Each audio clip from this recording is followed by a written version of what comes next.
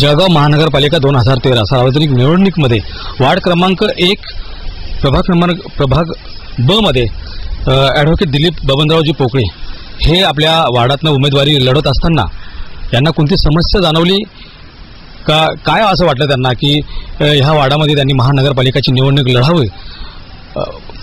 कोर्टात वकिली करत असताना त्यांना काही जाणवलं, म्हणून आम्ही आमची तेज समाचार ऑनलाईन न्यूज चॅनलतर्फे आमची टीम त्यांची इंटरव्ह्यू घेत आहे. बबनरावजी पोकळे साहेब, मला एक विचारायचं आहे की तुम्ही ह्या वार्डामध्ये काय तुम्हाला वाटलं की तुम्हाला ह्या वार्डामध्ये इलेक्शन लढावं असं वाटलं?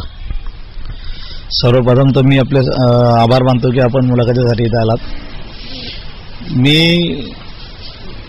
मागच्या 20-25 वर्षापासून या वार्डामध्ये रहिवास करतो आहे आणि मला असं दिसलं की इथं विकासाच्या नावाने काहीच गोष्टी नाही. इथले रस्ते, गटारी, इथला अनुशेष फार शहराच्या अत्यंत जवळ असताना सुद्धा या भागाचा कुठलाच विकास झालेला नाही आहे. आणि सुशिक्षित लोक महानगरपालिकेच्या निवडणुकीमध्ये, महानगरपालिकेच्या या पूर्ण वातावरणामध्ये येण्याचा नसतो काय. आपल्या प्रत्येकाला वाटतं की उच्च शिक्षित लोक या क्षेत्रामध्ये आले पाहिजे आणि असं वाटत असताना मग मला वाटलं की सुरुवात आपण का नाही करावी, आपल्यापासून सुरुवात झाली पाहिजे.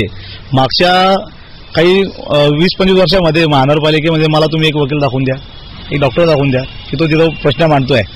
मागच्या 30-35 वर्षात आमच्या भागातून एक वकील किंवा आपल्या पूर्ण जळगावमध्ये जी परिस्थिती आहे, म्हणून हे वकील नात्याने, नागरिक या नात्याने मला असं वाटलं की आपण आपल्या वार्डातले, आपल्या भागातले सगळे प्रश्न सभागृहामध्ये आपण उत्तमरित्या मांडू शकतो.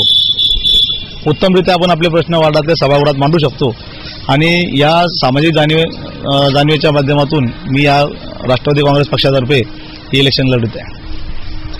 वकील साहेबांनी आताच बोललेत की बाबा डॉक्टर आणि वकील आजही महापालिकेच्या डायसवर त्यांची बाजू मांडत नाही, परंतु वकील साहेबांना पूर्ण विश्वास आहे की या सार्वत्रिक निवडणूक 2013 मध्ये माझ्या वकिलीचा पूर्ण मी अभ्यास करून हा प्रश्न मांडण्याचा त्यांनी संकल्प केला आहे. पण मला असं अजून विचारायचं आहे वकील साहेब की तुम्ही ह्या शहराचा अजेंडा तुमचा काय सांगता?